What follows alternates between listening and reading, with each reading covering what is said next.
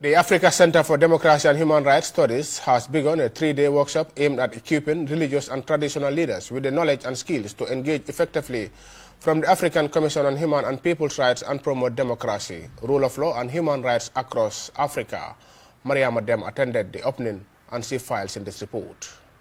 The training themed From Tradition to Transformation, Empowering Religious and Traditional Leaders in Africa for the Consolidation of Democracy, Rule of Law and Human Rights brings together key community leaders to strengthen their role in addressing human rights challenges such as conflicts, military coups, and sexual and gender-based violence.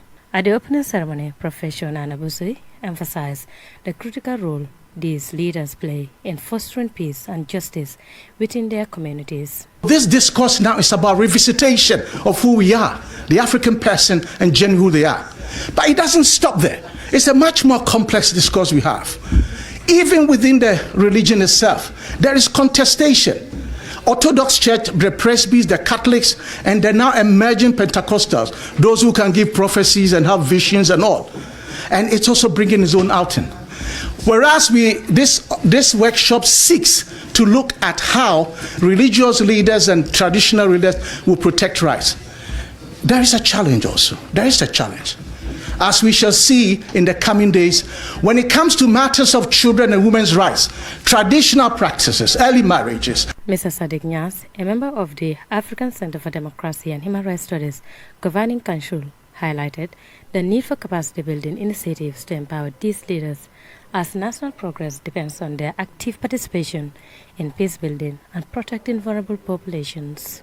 During the 3-day event, participants will engage in interactive sessions designed to deepen their understanding of human rights frameworks and develop practical strategies to promote justice and accountability at the grassroots level. The workshop strives to build a network of empowered leaders committed to advancing democracy and human rights across the continent.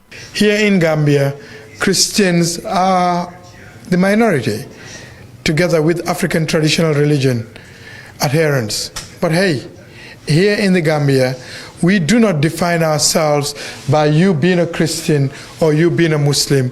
We define ourselves by you being our neighbor.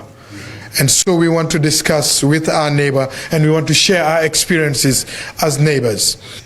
I'm from a family that has a lot of relationship, family ties with Christian families. And I am not the only one. We have a lot of such examples in the Gambia.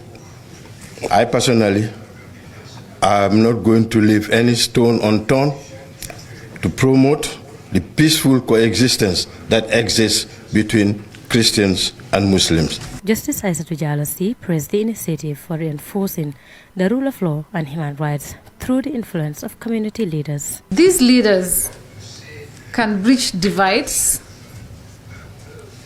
inspire collective action, and support sustainable peace-building efforts. Their involvement is particularly vital in regions where formal institutions may be weak or mistrusted, as they can mobilize grassroots support and ensure that peace initiatives resonate with local traditions and beliefs. This training, therefore, is an important step in strengthening the link between that community wisdom and the broader human rights systems in our continent. By learning, sharing, and connecting here, we move closer to a future where democracy, rule of law, and human rights are not just ideals, but everyday realities for our people. Honorable Ahmad Nkeba, Minister of Lands, Religious Affairs and Local Government, described the initiative as a forward-thinking effort to link governance with tradition and human rights. Indeed, the core objective of this training is deeply aligned with the Gambia's commitment to institutional strength and democratic consolidation. It has always been His Excellency President Adam Barrow's desire to build a society based on mutual respect that values human dignity and respect for diversity. The effective conduct to achieve this is through effective participation of our religious and traditional leaders who hold significant position in the social hierarchy.